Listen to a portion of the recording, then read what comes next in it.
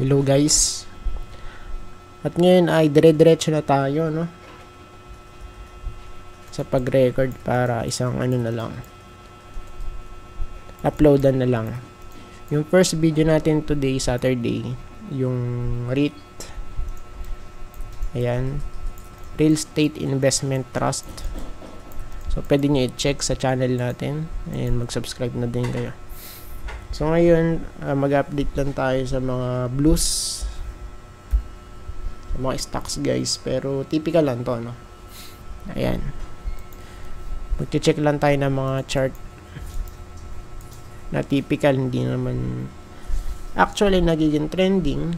So, minsan lang. Pero, di madalas. Ayan. Let's start with GT Cap. So, for GT Cap, guys, for me, medyo bearish yung setup na ganito eh. No?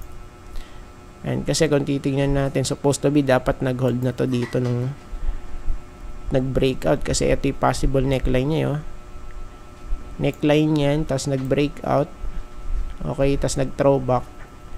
Nalaglag. Tapos nag-retest. Akala natin, naka-recover na, pero hindi pa pala. Ayan, tapos retest ulit. So, this time, pagka hindi nakapanik, so, what I see is pwede tayong malaglag dito. So, 516 na to, no? Malapit dito, guys. Ayan. Kaya, tingnan natin, ano po. This is very crucial for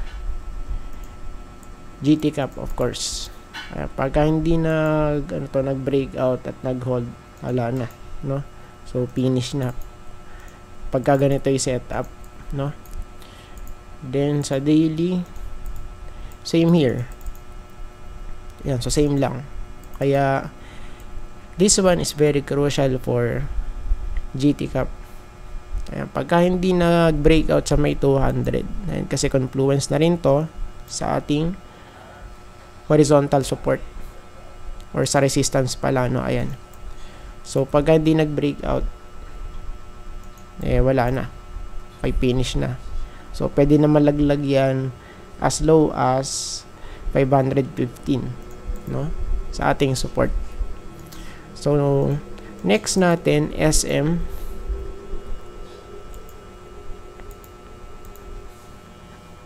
Wait lang. Okay, ano ba nakikita natin for SM? Same pa rin, guys, for this one. This is very crucial din.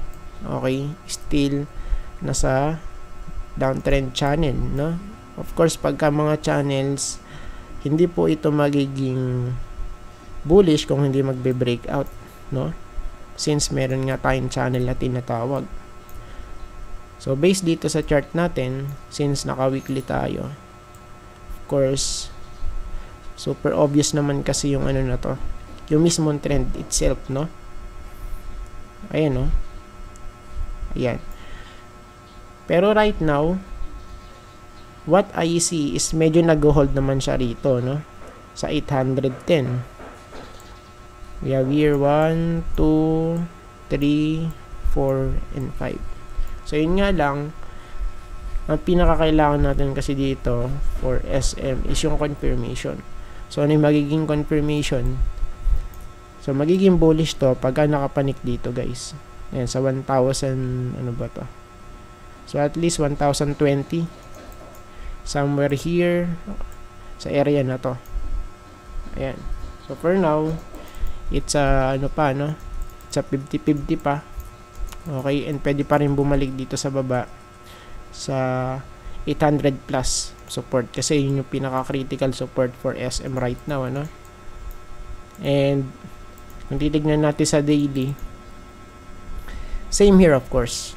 And since nag-breakout naman, tingnan natin kung masusustain na. Then finally, retest, and kung medyo pinalad, breakout, no? Ayan. So, we have here a breakout.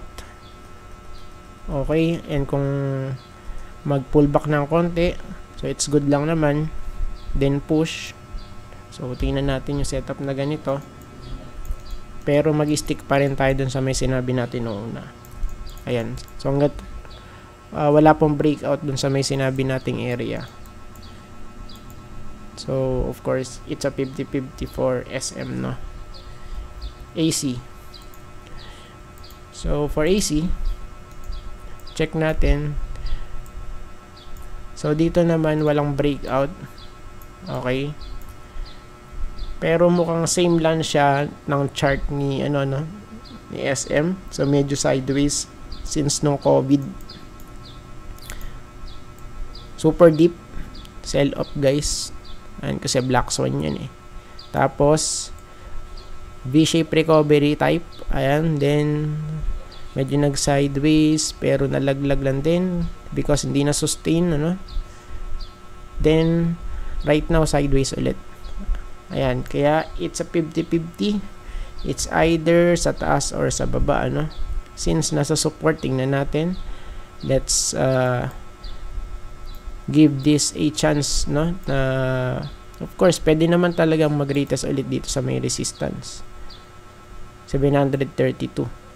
Somewhere here. Kasi andito yung mga retest niya before, Like this 1, 2, and 3, So, pagka na-hit tong area na to, nagbabounce dyan ayun, diba, nagbabounce.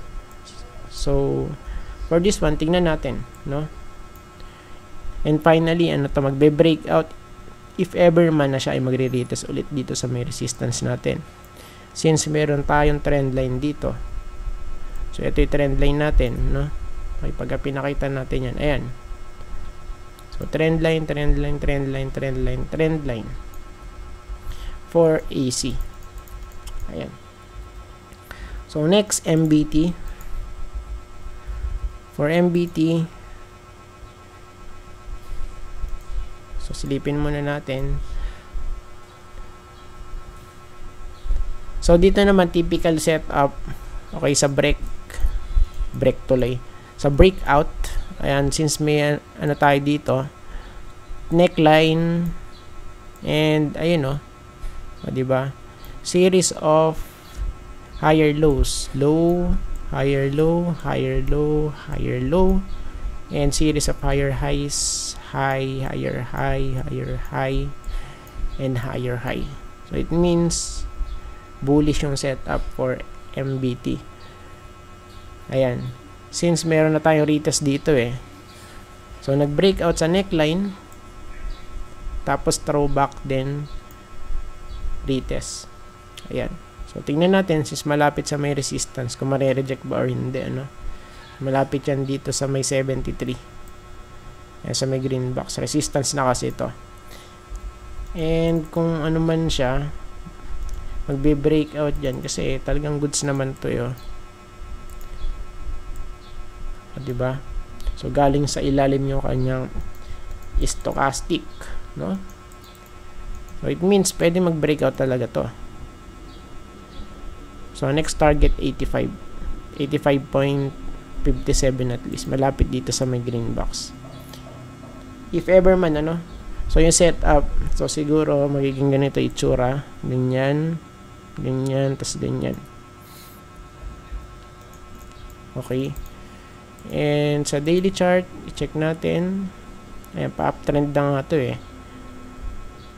So, sa daily pa lang, ay kitang-kita natin na bullish because yung price is nasa taas nung 200-day moving average. Ayan, kumbaga, confirmation yun sa daily chart. Makikita naman natin talaga. So, next, ICT. So, dito nangyari. Super solid nung kanya structure, So, since nung dito nag-breakout sa trend line, may walang pahinga si Idol. Okay, from here, tapos hanggang dito, so halos 43%, Solid run to. And right now, wala na tayong resistance kasi rito Ayan, kaya na to. Unli na yung kanyang pagpitik. So far, so good, pero nantabayan na natin yung dito. Yung kanyang divergence, Of course, yung support. So, i-check natin dito. Yung support niya is still the same. So, andito yan sa 357 guys. Somewhere here. Okay, sa area na to. And I think pwede pa itong mag-rally. Pwede pa guys. Since ano pa lang na to. Crossover guys. Ayan. So, for me, may asim pa to para mag-rally guys. No? For ICT. Tapos yung last FGen. For FGen guys, check natin. Okay, so medyo nawawala to sa landas. At medyo talagang ano siya, no? Lagging guys. Kung compare natin sa iba, like Tel, kay Globe, kay Arit, no? So for this one, is still sideways pa rin. Okay, parang ano to SEC, ano, yung kanya itsura. Okay, patalbog-talbog lang. And walang nangyayari, of course, pag ganito. So, ang pinaka-play lang dito, pagka nalaglag sa support, okay, tapos bounce play, ano? Okay, possible, ganun yung setup. So, sa ngayon, for me, let's wait muna malaglag dito sa may support natin, malapit sa 6 or 16.7, ano? Somewhere here, ayan sa may green box. Ayan, para medyo safe tayo for now, no? And kung bibili kayo na to. Then, sa daily chart, bearish. Oh, ayan, no? So, galing sa itaas, overbought. Stochastic sa daily chart. Medyo eagles dito, no? Tapos, ala pa sa hulog, ala sa may support. Ayan, no? Ayan. So, it means, sa weekly, yan sa daily chart, nagko-conjive lang, guys, no? 16.7. Ayan. So, malapit sa may green box yung ating support dito. Ayan. So, sa area na to. And I think tapos na po tayo, guys. Maraming salamat po sa panonood. See you po sa next video.